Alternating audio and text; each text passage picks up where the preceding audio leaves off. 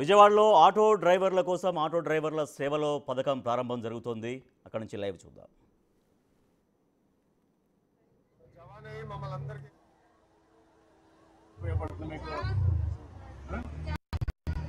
ఎట్లా మనం ఇమీడియట్ గా రెస్పాండ్ అయ్యావు.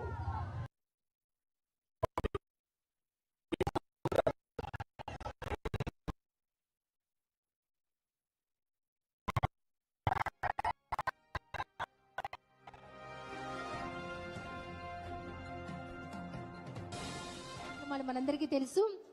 అలాగే దసరా సందర్భంగా ఎలాంటి ఇబ్బందులు లేకుండా అందరికీ అమ్మవారి దర్శనం లభ్యమయ్యేలా అందరికీ అమ్మవారి దర్శనం కలిగే విధంగా రాష్ట్ర ప్రభుత్వం అధికారులందరి సమన్వయంతో చేసినటువంటి ఒక గొప్ప కార్యక్రమం. అలాగే విజయవాడ ఉత్సవ్ 11 రోజుల పాటు విజయవాడ ప్రజలకే కాకుండా రాష్ట్రం నలుమూలల నుంచి, దేశం నలుమూలల నుంచి వచ్చే వారి కోసం మన రాష్ట్ర సంస్కృతి, మన రాష్ట్ర కళలు, మన తెలుగు భాష,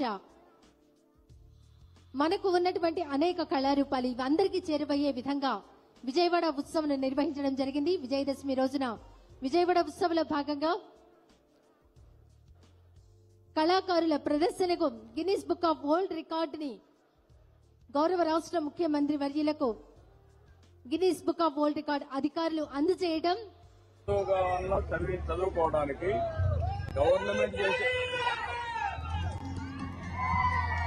గవర్నమెంట్ చేసే పని చేస్తాం. స్కూల్స్ లో, కాలేజీల్లో ఇప్పుడున్నాము. ఎందుకు మీకు ఒక నమ్మకం అతను బాగా చెప్తారండి. నేను బాధపడి వీళ్ళకు ఉద్యోగం వచ్చిన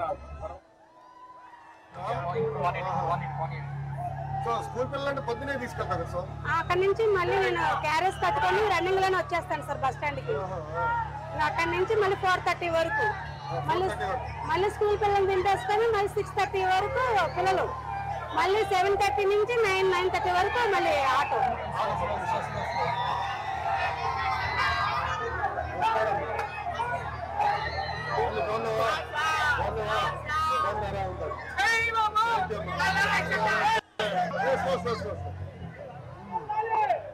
మీ పనులంతా పూలు వేసాం మేము. Thank you so much sir. ఇంత అదృష్టం నాకు వచ్చినందుకు నేను చాలా హ్యాపీగా ఉన్నాను సార్. బాగుండవు నాయకత్వంలో ఉన్నందుకు ఇంకా happy sir. Chennagiri Mohan Rao sir మాకు కార్పొరేటర్ అన్నమాట, చాలా సపోర్ట్ ఇస్తారు సార్ మాకు.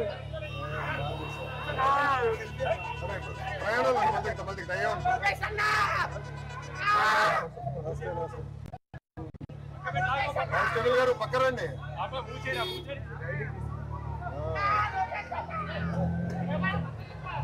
ఇంట్లో బాగా సపోర్ట్ చేస్తున్నారు. మా హస్బెండ్ మాత్రం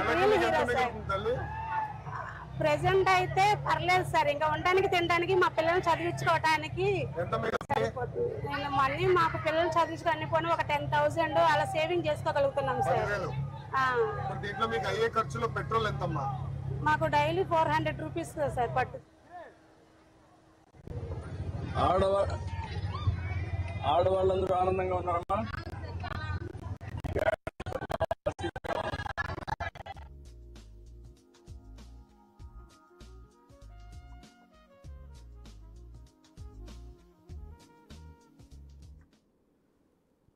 ఆంధ్రప్రదేశ్లో ఆటో డ్రైవర్ల సేవలో పథకానికి కొద్దిసేపట్లో ముఖ్యమంత్రి చంద్రబాబు నాయుడు శ్రీకారం చుట్టబోతున్నారు. సంవత్సరానికి 15,000 రూపాయల చొప్పున నేరుగా ఆటో డ్రైవర్ల అకౌంట్లలోకి ప్రభుత్వం నగదు జమ చేయబోతుంది. సభా వేదిక వద్దకు భారీగా ఆటో డ్రైవర్లు చేరుకున్నారు.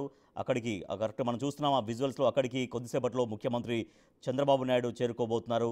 అక్కడ అఫీషియల్గా ఈ కార్యక్రమాన్ని ప్రారంభించబోతున్నారు. ఇప్పటికే అక్కడికి రావడం కోసం ముఖ్యమంత్రి చంద్రబాబు నాయుడు, మంత్రి నారా లోకేష్, డిప్యూటీ సీఎం పవన్ కళ్యాణ్ వీళ్ళంతా కూడా ఆటోల్లో ఆ ప్రాంగణానికి చేరుకుంటున్నారు. ఆటో డ్రైవర్ల సమస్యలు తెలుసుకుంటున్నారు. ఆటో డ్రైవర్ల జీవన విధానం ఎట్లా ఉంటుంది, వారు ఉదయం నుంచి సాయంత్రం వరకు లేదా రాత్రి వరకు ఎట్లా వాళ్ళు కష్టపడుతుంటారు, దాని మీద ఎటువంటి ఆదాయం వాళ్ళు సంపాదించుకుంటున్నారు, వాళ్ళ జీవన విధానం ఎట్లా గడుస్తుంటుంది, వాళ్ళ కుటుంబాలు ఎట్లా గడుస్తున్నాయి అనే దానిపైన వాళ్ళతో మాట్లాడుకుంటూ, ఆటో డ్రైవర్లతో మాట్లాడుకుంటూ వాళ్ళు అక్కడికి చేరుకుంటున్నారు.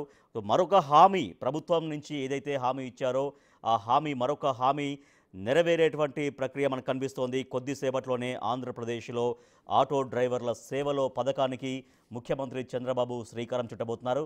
సో దీంతో ఈ పథకం ద్వారా ఆటో డ్రైవర్లకి సంవత్సరానికి 15,000 రూపాయల చొప్పున జమ చేయనుంది రాష్ట్ర ప్రభుత్వం.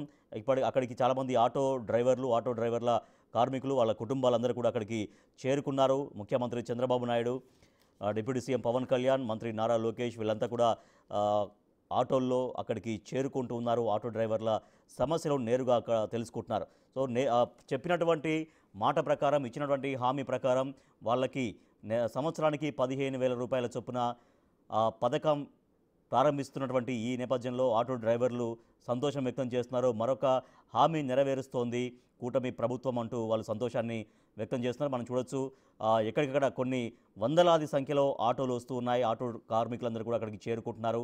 విజువల్స్లో మనం చూస్తున్నాం. బిగ్ టీవీ స్క్రీన్ పైన ఎక్స్క్లూజివ్గా చూడొచ్చు. ముఖ్యమంత్రి చంద్రబాబు నాయుడు ఆటోలో ప్రయాణిస్తూ అక్కడ వాళ్ళ స్థితిగతుల గురించి తెలుసుకుంటూ వస్తున్నారు అక్కడికి, ప్రాంగణం దగ్గరికి. అలాగే డిప్యూటీ సీఎం పవన్ కళ్యాణ్, మంత్రి నారా లోకేష్ కూడా ఆటోలో అక్కడికి చేరుకుంటూ ఉన్నారు.